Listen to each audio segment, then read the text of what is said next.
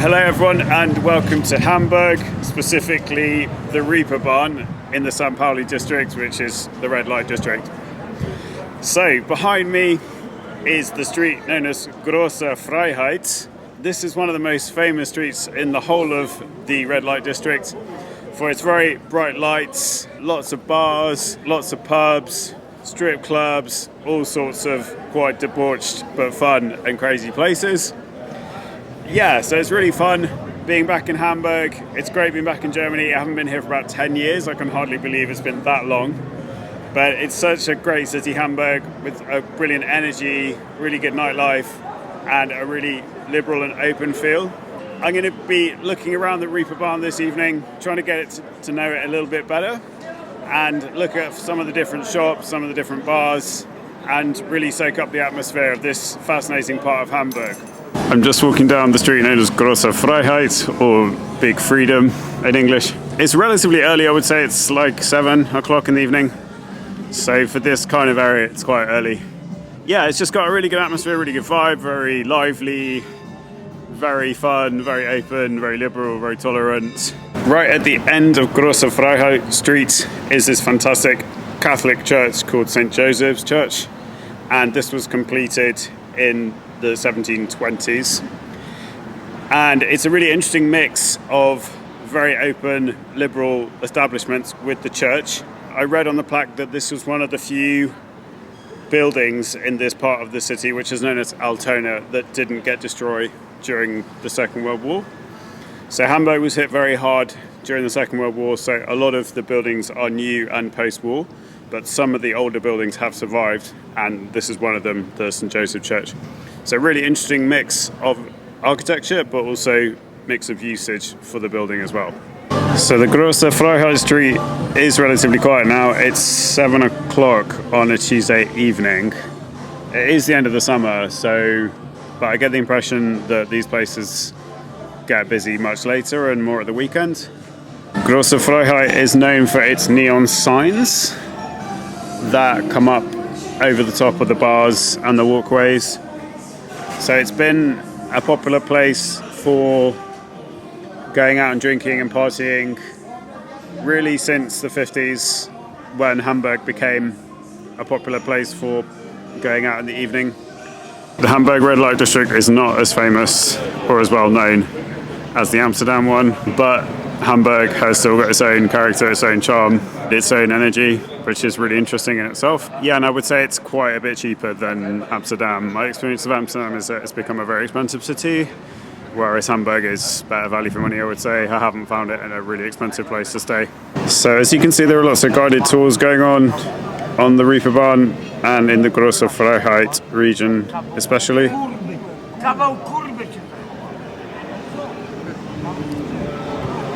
And here on the Beatles Square, you can see the statue of the Beatles. These are see-through metal statues. They're placed here because the Beatles played here in the early part of their career when they came from Liverpool. This is a commemorative statue that was put up in 2009 to celebrate the Beatles' time in Hamburg. Interestingly, there was a museum that opened up also at that time called Beatlemania. However, it only stayed open for 3 years and it closed in 2012 due to lack of interest. I did actually go and visit the museum when it opened because I was in Hamburg at the time, and I was very surprised to hear that it had closed down. So the Beatles came to Hamburg with their then manager Allan Williams at the end of 1960, and at the time Hamburg was a centre for rock and roll and live music. They played here on and off for about a year until kind of the beginning of 1962, and it was here where they really honed their skills as musicians, because they were playing gigs almost every night in a variety of different venues. So places like the Kaiserkeller, places all around this area of the Reeperbahn. And this was at the time before Ringo Starr actually joined the Beatles. So at that moment they were playing with Pete Best right at the beginning. And also Stuart Sutcliffe was a member of the Beatles at that time. So at that point there were actually 5 of them. This is a really significant time in the Beatles' history because they were living together, they were playing music together almost every night, and it was the first time any of them had really spent time away from home in Liverpool. So actually coming to Hamburg and playing in these streets and in these different bars and clubs was integral for their development as a band. So not only did they get to know each other on a deeper level, they learned how to play together night after night, trying different songs, cover songs, songs that they wrote themselves. And in this period of time, they made loads of progress in their sound and their professional attitude that they developed as a band. Yeah, it can't really be overstated how influential the Hamburg time was for the Beatles. It was a massive part of their development. They really developed their identity as a band here. They had obviously already played a decent amount in the UK, but this is when they took it to the next level. And they also came into contact with a lot of other bands from the UK, but also from Germany and other parts of the world. So because Hamburg had this reputation as a real wild city, they were able to really let their hair down and experiment in ways that they hadn't been able to at home. And this put them on the track for success. And shortly after, when they moved back to the UK in 1962, that's when they signed their contract with Brian Epstein, and then again their career took a further step forward. So it's an exciting place to be if you're a Beatles fan, because this is such an important place for them in their development as a band. So the one on the left is Paul McCartney, and we know that because he was left-handed and he's playing what looks like a bass. The one in the middle, on the plaque it actually says Ringo Starr, but when the Beatles came to Hamburg, they were actually still playing with Pete Best at that stage. So in fact, the one closest to me on the left is George Harrison, and the one furthest out is John Lennon. Yeah, so this is actually quite a discreet statue. It's not that obvious. It's nothing like as big or as noticeable as the statue in Liverpool, but all the same, it's quite a cool statue, quite an interesting tribute to the Beatles here on the Beatles Square. On this metal ring going around the Beatles Square, they've got names of songs written across the bottom, all Beatles songs, as an interesting feature to celebrate the Beatles' time in Hamburg. All the way down the Reeperbahn, there's a big variety of shops, clubs, bars, pubs, but also strip clubs and other themed places. Yeah, it's just got a really good atmosphere in the evening. You really get the impression that people are enjoying themselves, having a good time, and making the most of this interesting part of Hamburg.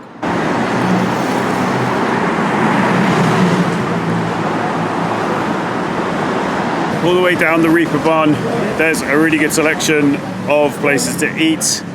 A big variety of fast food, so you've got your regular chains like McDonald's, KFC and Burger King, but also some local ones, a lot of hot dog stands, hamburger joints, and things like currywurst, which is a German speciality.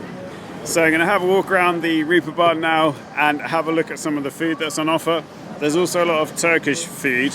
So there's a huge Turkish community in Germany, and that's represented in the food here as well. So check out this hot dog stand. This one's called Lucille, and it's got the characteristic neon lights that you see a lot in the Reeperbahn.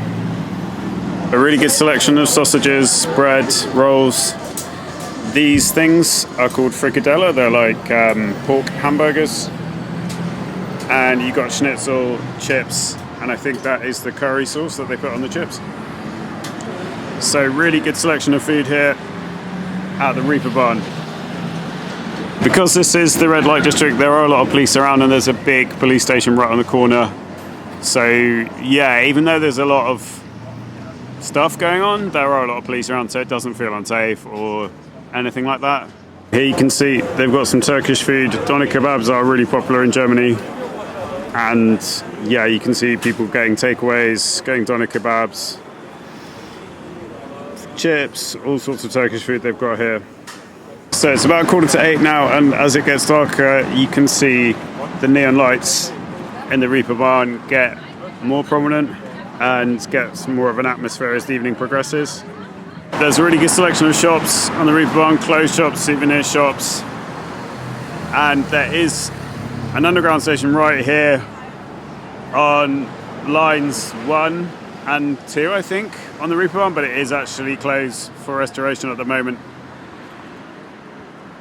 So I'm going to check out this place. It's called the Danmark Snack. It's got 40 years of tradition, and it's a legendary hot dog and Hamburg stall right in the middle of the Reeperbahn. So I'm interested to see what their food is like.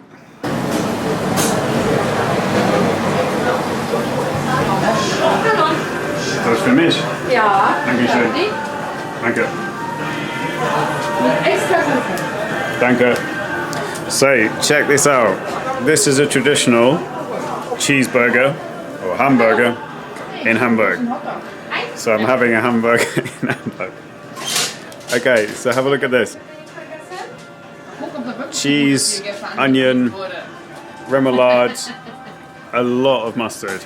I don't really like mustard, but I'm going to give it a go. I think it's light mustard, but it looks really good. This cost me €4.80, so yeah, I'm really interested to see what it's like. Let's try it.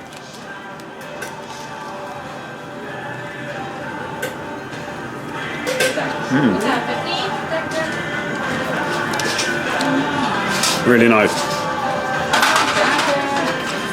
So the mustard is really light and sort of quite sweet, but also the ketchup in Germany is a bit sweeter than it is in England, so it has sort of, it's not overpowering or anything, and the onions are really tasty. They're crunchy and got a really good flavour, so yeah, this is lovely.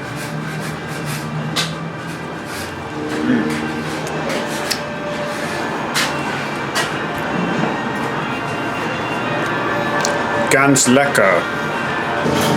Oh, look, all the cheese. It's getting runny and dribbly, but really tasty and a really good texture, nice and moist.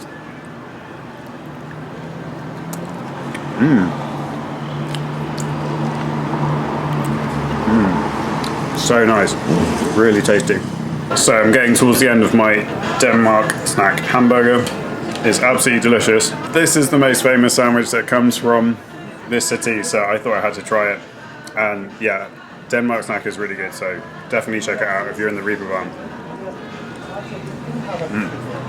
If you are in the Reeperbahn, 100% check out the Danmark Snack. I think they're the most famous for hot dogs, but the hamburgers are also really good, so yeah, big thumbs up for this place. There's quite a big selection of shops. You've got clothes shops, Turkish restaurants, bars,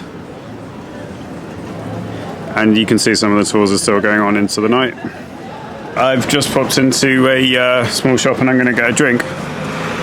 They've got these really fantastic drinks that come from Hamburg. They're called Fritz Cola and Fritz Schorle, I think they are. And they're a local brand that come from Hamburg, but they drink them all over Germany. They've got really interesting flavours. They're really cool. So,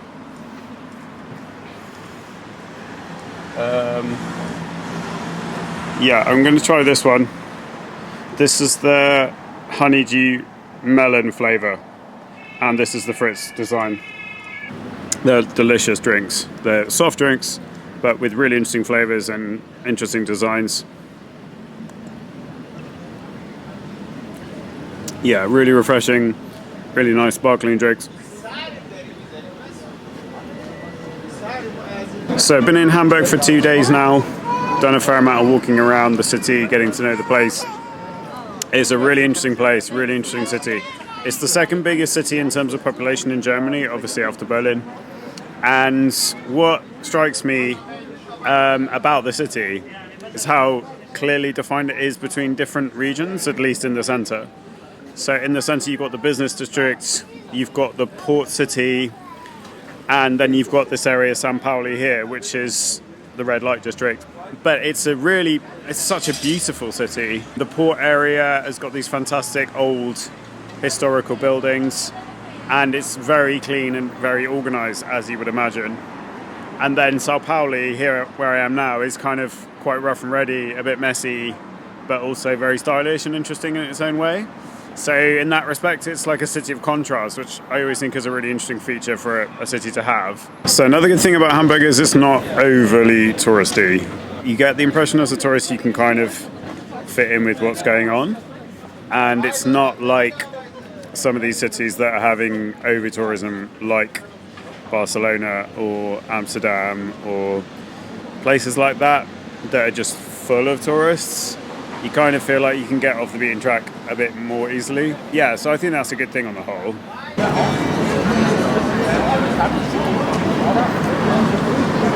It's about 9 o'clock now. It's a little bit later. And yeah, I'm going to have a look around the Grosser Freiheit now because it's a bit busier. Do you want to go on my video? Okay. Luis auch. Duisburg. Where are you from? From Germany. Hamburg. No, Duisburg. Yes. I'm from England. It's like the worst town in Germany. It's really ugly. Do you have a Kulturschock? Hamburg's awesome. Wofür filmt ihr das? Can you speak? Why are you filming this? I've got a YouTube channel. And I'm Oh, making can a we video. follow you? Can Yeah, my we name's get a Liam Frost. video? Hi! Liam Frost. Hamburg! Thank you. Bye. Bye! Everyone in Hamburg seems super friendly, especially in this area. It's really open, really tolerant and very welcoming to tourists and foreigners and stuff like that. So yeah, it's been really, really good so far. I'm really enjoying it. So the Reeperbahn and sort of generally speaking, Hamburg has got a better atmosphere at night, I think, like a lot of big cities. But especially Grosser Freiheit, where I am now, I think it's set up for going out at night. So it's definitely more fun now that it's darker, got a better atmosphere, a better vibe. Down this end, they've got a karaoke club at the Colibri bar, which looks good. And then they've got Olivia Jane's bar, which looks like a drag queen's bar. So it looks quite good fun. And there's a big variety of locations that you can go to. So interestingly, there seems to be a lot of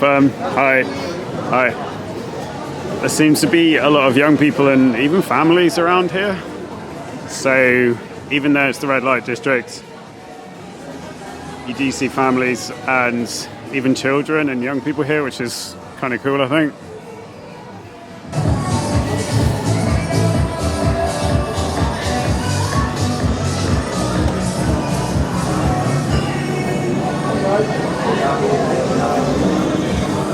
So just coming back out of Grosser Freiheit onto the Beatles Square at the end. Yeah, it's such a cool place. Even though it's a Tuesday night, it's still really fun, really busy, lively, good vibe, good atmosphere. Right, so I'm going to sign off from the Reeperbahn in Sao Paulo, Hamburg.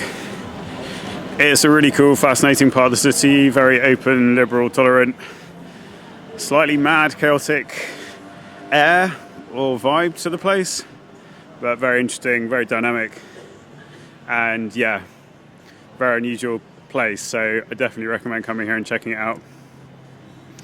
All right, take care. I'll speak to you soon, and ciao.